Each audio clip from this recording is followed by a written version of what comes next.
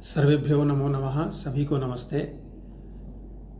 कठोपनिषद के स्वाध्याय में आज हम 7वें मंत्र से आरंभ करते हैं। मंत्र इस प्रकार है। ओम श्रवणायापि बहुभिर्यो न लभ्यः शृण्वन्तोऽपि बहवो यं न विद्युः आश्चर्यो वक्ता कुशलो अस्य लब्धा आश्चर्यो ज्ञाता कुशलानुशिष्टः। बहुत सार्थक मंत्र है। यमराज नचिकेता को समझाते हैं कि तुमने जो आत्मज्ञान चाहा है अपने तीसरे वरदान के माध्यम से, वो इतना विशिष्ट है कि बहुत से लोगों को सुनने को भी नहीं मिलता। सामान्य तौर पर हम देखते हैं कि लोग स्वाध्याय भी करते हैं, कथा भी सुनते हैं, प्रवचन सुनते हैं और धर्माचरण भी करते हैं, लेकिन उसमें से अध्यात्म से संबंधित विषय कुछ ही लोगों को उपलब्ध होता है। ज़्यादातर जो हम कथाएं सुनते हैं, प्रवचन सुनते हैं, वो मनुष्यकृत ग्रंथों के होते हैं या जो हमारे माइथोलॉजिकल देवी देवता हैं उनके परिवार की कथा कहानी होती है।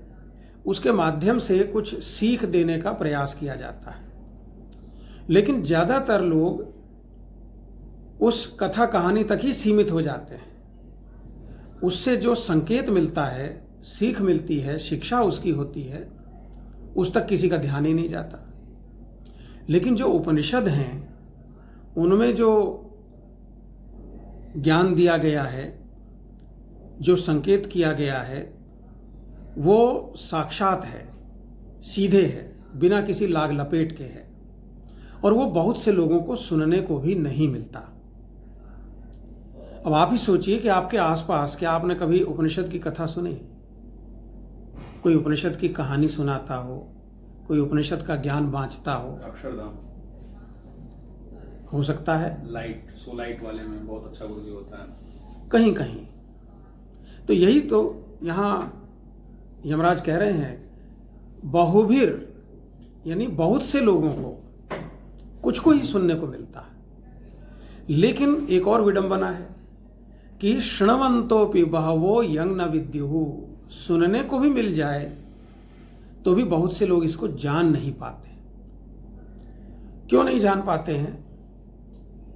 देखिए, हमें भोजन की चाह तब होती है जब हमने परिश्रम किया हो, हमने अपनी ऊर्जा को व्यय करने का कोई माध्यम अपनाया हो। जो व्यक्ति जल्दी उठ जाते हैं, व्यायाम करते हैं या योग प्राणायाम करते हैं, उनकी भूख भी तीव्र हो जाती है। फिर भोजन शरीर डिमांड करने लगता है, और जब शरीर की मांग पर उसे भोजन दिया जाता है तो शरीर उसका सदुपयोग करता है। इसी प्रकार बहुत से लोगों को तो ज्ञान की इच्छा ही नहीं है।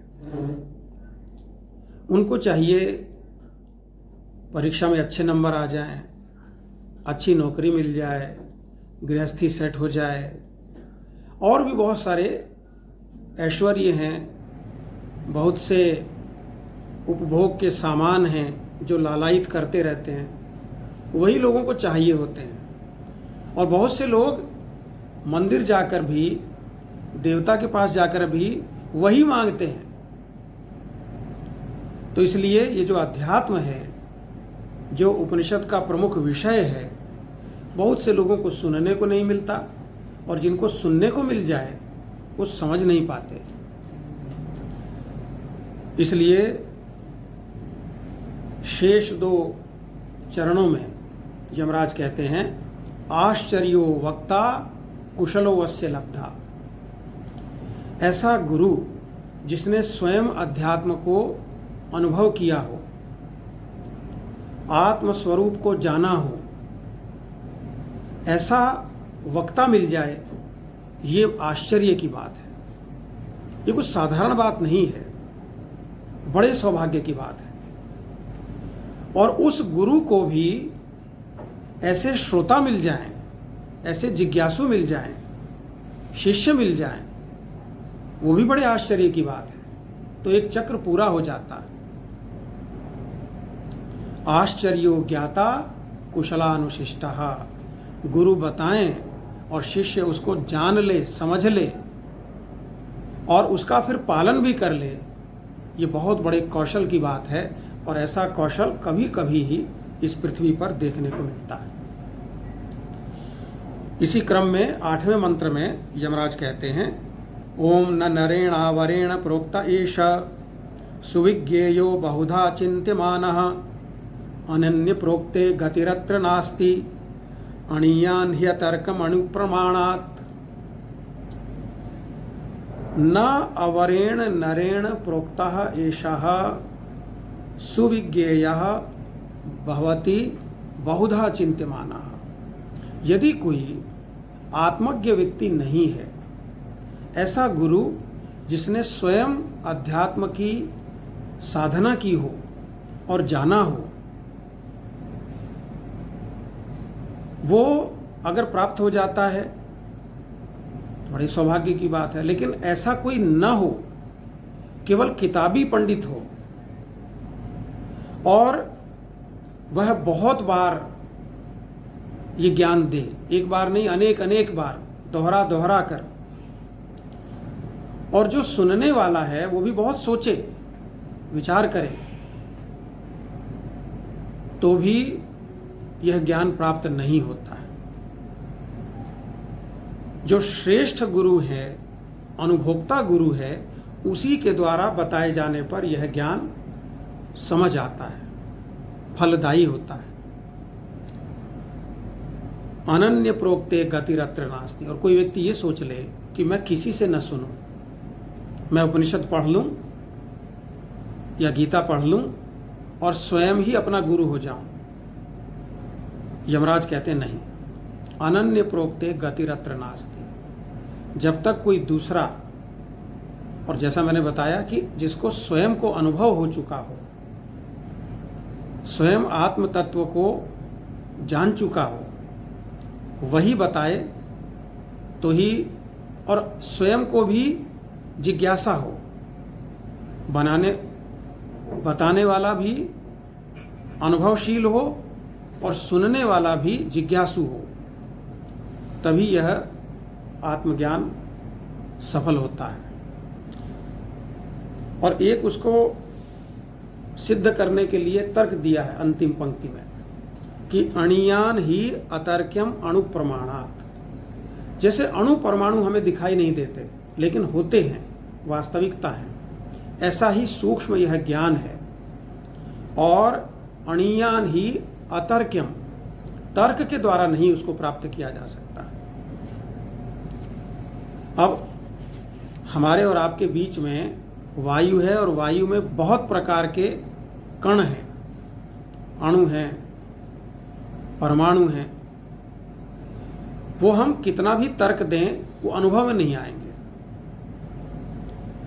कोई इलेक्ट्रॉन माइक्रोस्कोप से देखे तो शायद पहचान जाए, तब समझ में आएगा कि ये क्या चीज है। तो हर चीज तर्क से नहीं समझ में आती। इसी क्रम में अपनी जो चौथे पंक्ति में कही गई बात है उसको और अधिक सुदृढ़ करने के लिए यमराज 9वें मंत्र के माध्यम से कहते हैं, ओम नैषा तर्केण मतिरापनेया प्रोक्ता अन्येनैव सुज्ञानाय प्रेष्ठ यांग त्वमापः सत्यधृतिर्बतासि त्वादृङ्नो भूयान् नचिकेतः पृष्टा। हे नचिकेता, एषा मति, यह ज्ञान तर्केण न आपनेया, तर्क से प्राप्त करने योग्य नहीं है। अन्येन एव प्रोक्तः सुज्ञानाय प्रेष्ठ, अन्य के द्वारा ही कहा गया यह ज्ञान सफल होता है, समझ में आता है, उसका कुछ फल प्राप्त होता है। यांग त्वमापः सत्य धृतिर बतासी, हे नचिकेता, जिस ज्ञान को अपने वास्तविक धैर्य के कारण आपने प्राप्त करने का संकल्प लिया है। यहाँ वास्तविक धैर्य का अर्थ है जब व्यक्ति अपने सामने आए हुए विषयों को अपनी दूरदृष्टि से तौल लेता है कि क्या करने योग्य है, क्या न करने योग्य है, और उस दूरदृष्टि से नचिकेता ने सभी प्रकार के आकर्षणों को ठुकरा दिया है और उस कारण वह इस आत्मज्ञान को प्राप्त करने के लिए सक्षम हुआ है। इससे प्रसन्न होकर यमराज अंतिम पंक्ति में कहते हैं कि हे नचिकेता, नह त्वादृङ् प्रष्टा भूयात्, हमें त्वादृक् तुम्हारे जैसे प्रष्टा यानी पूछने वाले प्राप्त हों। ये हर गुरु की कामना होती है कि एक मेधावी और जिज्ञासु शिष्य उन्हें प्राप्त हो। 10वें मंत्र में इसी विषय पर कुछ और प्रकाश डालते हुए यमराज कहते हैं, ओम जानाम्यहं शेवधीरित्य नित्यं न ह्यध्रुवैः प्राप्यते हि ध्रुवं तत् ततो मया नचिकेतश्चितोऽग्नि अनित्यैर्द्रव्यैः प्राप्तवानस्मि नित्यं। मैं जानता हूँ कि इस संसार में सभी प्राप्तव्यों की एक सीमा होती है।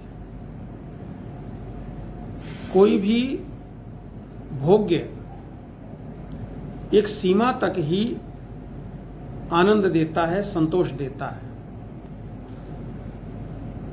लेकिन जो आत्मज्ञान है उससे जो विषय हमारे हृदय में स्पष्ट होते हैं वे शाश्वत हैं। इस संसार में हमारे शरीर से लेकर जितनी भी शक्तियां और सामर्थ्य हमें उपलब्ध होते हैं वे शांत हैं, अंतवान हैं, अशाश्वत हैं, समाप्त होने वाले हैं। और हमारे सामने कोई अन्य उपाय नहीं है कि हम उन अशाश्वत उपायों से ही शाश्वत को प्राप्त करें। इसलिए नचिकेता को यमराज कहते हैं कि इसीलिए मैंने भी अनित्य द्रव्यों से ही नित्य की साधना की और उसे पाया। इस विषय में जो शेष व्याख्या है वो अगले मंत्र में होगी, उसको हम आगामी सत्र में पूरा करेंगे।